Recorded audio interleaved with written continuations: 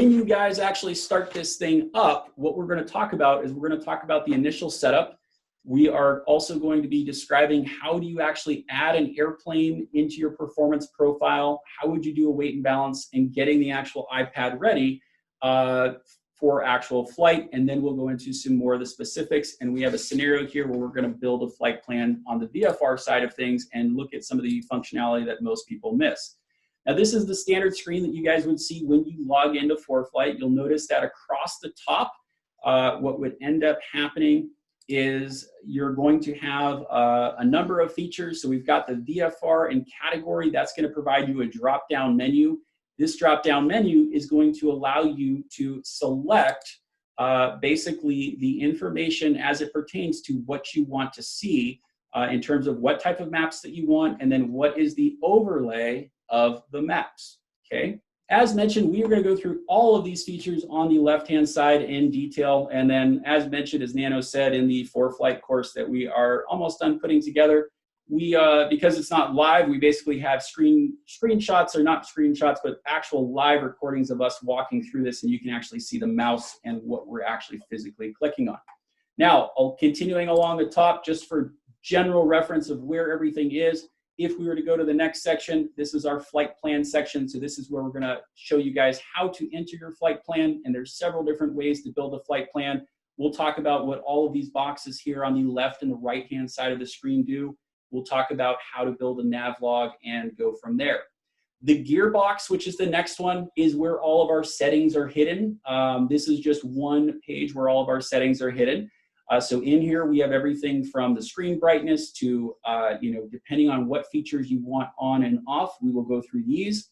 There are some great things in here like Glide Advisor, which we'll talk about, which effectively allows you to set up your airplane, and the airplane, it will draw a ring that's ever changing as you fly based on terrain and your altitude.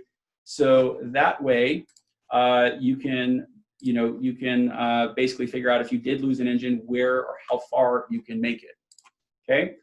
Now, the other one that's kind of cool is to the right of the gearbox there on the left-hand side. It's not plugged into the current Stratus, but this is what synthetic vision looks like. Synthetic vision would then pull the information from either right now it's pulling from the internal GPS, but we could pull it from the Sentry. And then as we're flying, we could actually see a 3D picture, and we'll turn that on a little bit later, okay?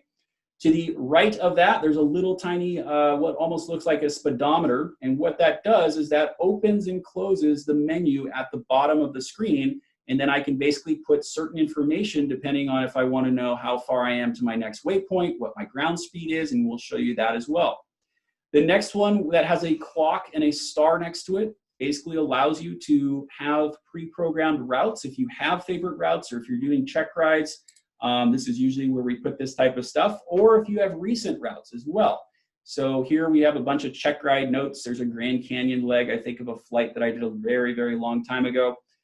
In addition to that, it also has recent ones in terms of when we were kind of playing around with things, and it has a lot of functionality in that sense.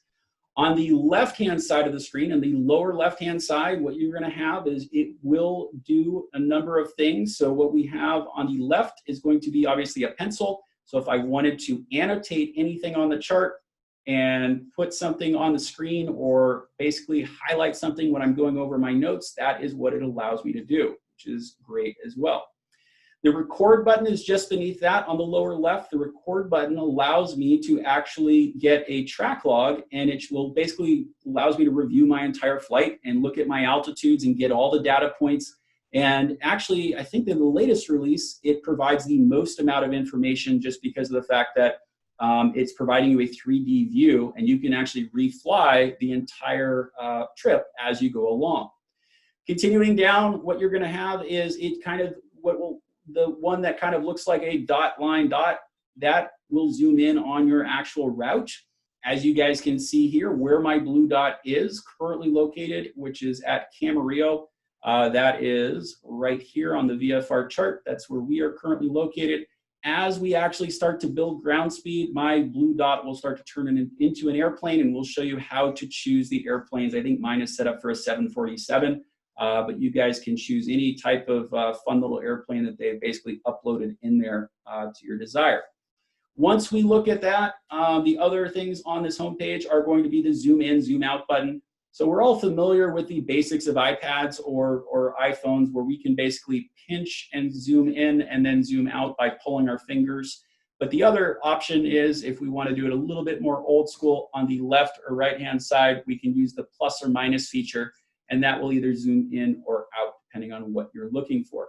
Now, with the VFR mats, these are all the government charts that are preloaded in here. They are included in your subscription, and they are updated. So one of the very first things that you want to do when you sign up for Foreflight and you download the app from the App Store on your actual iPad is you're going to notice that there is a series of menus at the bottom here, and it starts at the bottom left with airports.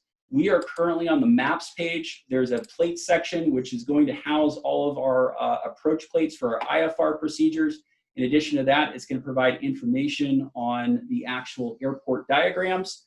The document section is a location that we can upload documents, and it actually syncs to the server. So that way, if I upload a document, let's say on my iPhone, on a different day, I can actually pull it up on my iPad here or another iPad. Now, the other thing, the important thing to note is with the Foreflight subscription, the way that it's designed is it will allow you to do basically 3 installs. So I believe you can do 1 on your iPad, 2 on your iPhone, or you can do 2 on your iPad and 1 on your iPhone. Remember that when you guys are flying around, you do need a backup. So if you're going to use this as your primary method of navigation, carry your iPhone with you with your current charts on it. I always tell students in my instrument class that, based upon the experiences that I've had with my check ride examiner, I was actually staring at my iPad a little bit too much on my instrument check ride a couple years ago, and he actually reached over and shut it off on me. And the only reason I passed that check ride was I flew that approach, that VOR approach, so many times that I actually memorized the step downs, and that's literally the only thing that saved me. So, from that day forward, at least because I fly in and out of this area so much, I actually print out the approach plates for all those airports. I keep them laminated in the back seat of the airplane.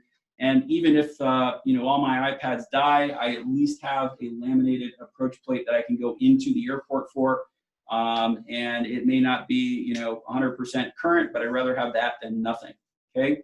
As we continue down, next to documents along the bottom portion of this, you're gonna see imagery. We're gonna talk about that for a good 30 minutes here. Imagery is gonna provide us all of our information as it pertains to the weather, and these are basically all of our weather charts, if you will. So each one of these is gonna provide information on just the standard things that we would see on, let's say, aviationweather.gov or even 1-800-WX-BRIEF. We'll talk about how to read some of these, which is always important, because I realize that there are so many different charts here that a lot of people just don't know what to do with all of this stuff, okay? The next tab that we have is flights. Flights is going to provide us a lot of information when we're actually building flight plans. So this is where we're gonna send our flight plans, and this is where we can basically grab our navlog and our weather briefings. We'll show you how to do that as well. And we can actually file either a VFR or an IFR, and we can also file a composite flight plan.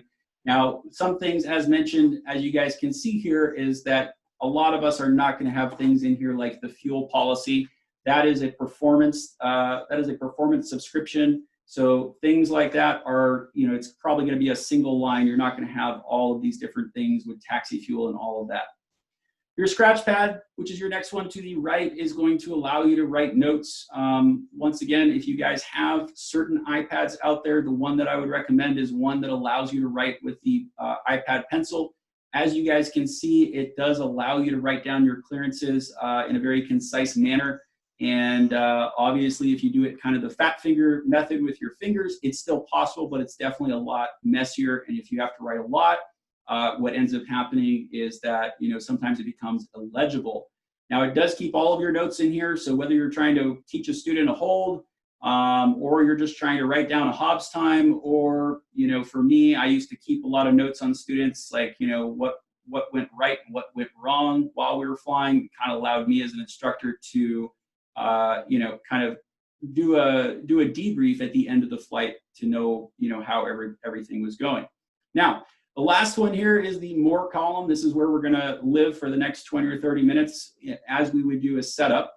So inside of this, you're gonna notice that we're currently in the download section, and you're gonna have along the left-hand side, you're gonna have checklists, which is gonna allow you to build checklists. You have your logbook, weight and balance, aircraft, custom content, track logs, passenger, which is a new feature, and downloads and account. So when you log in, one of the first things that you're going to do is obviously ensure that your Foreflight app is tied to whatever you use to purchase. The easiest way to purchase is honestly just go to foreflight.com and sign up for a subscription. And then what it does is it links your email address to the app, and then it provides you that basic information. So that is kind of the general overview of where the menus are. And don't worry, we're going to go into more depth than that.